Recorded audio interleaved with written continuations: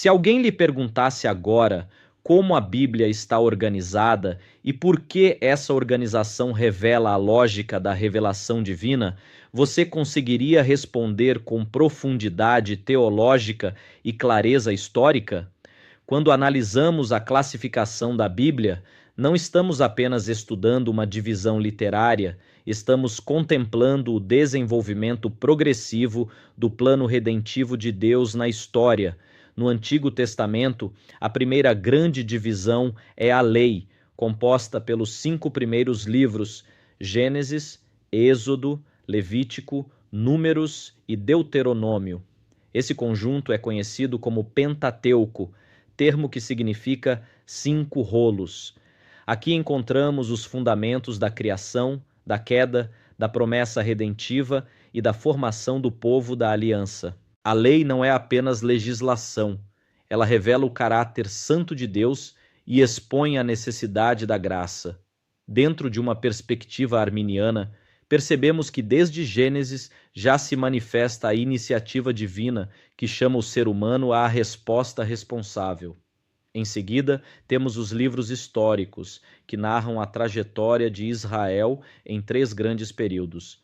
Primeiro, o período teocrático, quando Deus governava diretamente por meio dos juízes. O termo teocracia vem do grego theos, que significa Deus, e kratos, que significa poder. Depois, o período monárquico, quando reis passaram a governar a nação.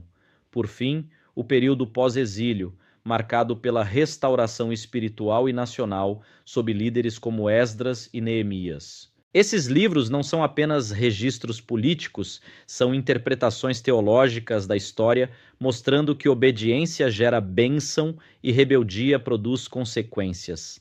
A terceira divisão é a poesia, também chamada de livros poéticos ou devocionais: Jó, Salmos, Provérbios, Eclesiastes e Cantares de Salomão. Cada um possui uma ênfase literária e espiritual específica. Jó apresenta um drama poético que confronta o problema do sofrimento do justo.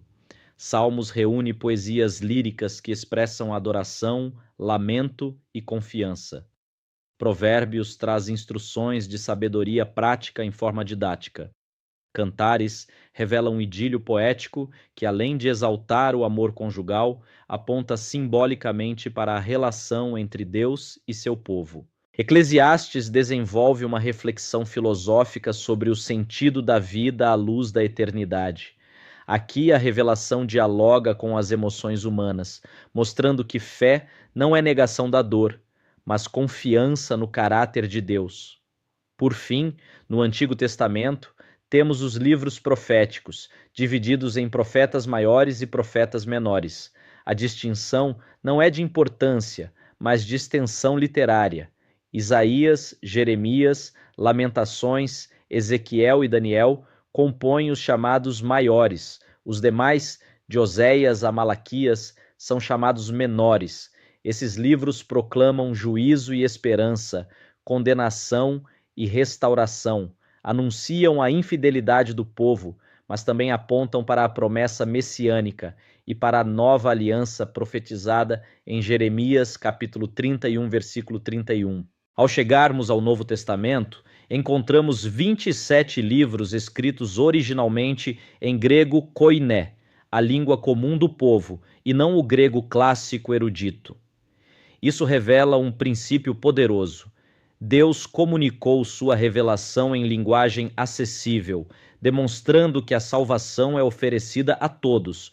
O termo testamento traduz o grego diatek, cuja transliteração é diatek, significando aliança ou concerto. O Antigo Testamento corresponde à antiga aliança, selada com sangue de animais, como em Êxodo capítulo 24, versículo 8. O Novo Testamento revela a nova aliança, selada pelo sangue de Cristo, conforme Marcos capítulo 14, versículo 24 e Hebreus capítulo 9, versículos 11 a 15. Aqui está o ápice da revelação: não mais sombras, mas cumprimento.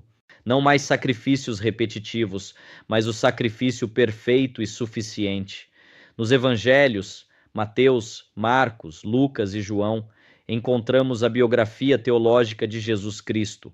Não são meros relatos históricos, mas testemunhos inspirados que apresentam o Verbo encarnado, sua vida, morte e ressurreição. O livro de Atos dos Apóstolos registra a história da igreja primitiva e a expansão missionária, especialmente por meio do ministério de Paulo.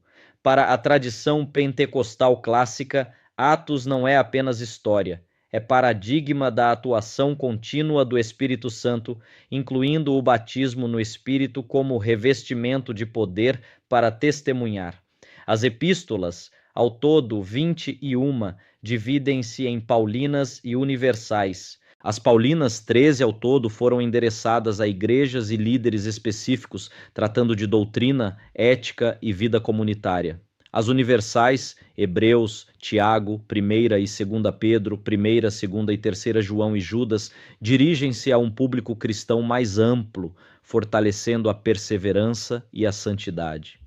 Encerrando o cânon, o livro do Apocalipse apresenta a consumação da obra salvífica de Cristo. Ele descreve o juízo final, a vitória definitiva do Cordeiro e o estabelecimento de novos céus e nova terra. Dentro da perspectiva arminiana, esse livro reforça a responsabilidade da perseverança fiel até o fim, ao mesmo tempo em que exalta a soberania de Deus na condução da história. Perceba a harmonia impressionante. A Bíblia começa com a criação em Gênesis e termina com a nova criação no Apocalipse. Inicia com um jardim e conclui com uma cidade gloriosa. A estrutura não é acidental, é teologicamente intencional. Se esta visão ampliou sua compreensão da organização e da unidade das Escrituras, compartilhe este conteúdo com alguém que deseja estudar a Bíblia com profundidade. Inscreva-se no canal e ative as notificações, porque aqui nós não apenas aprendemos a dividir a Bíblia, mas a contemplar o fio redentor que atravessa cada livro, revelando a graça de Deus e a responsabilidade humana diante dela.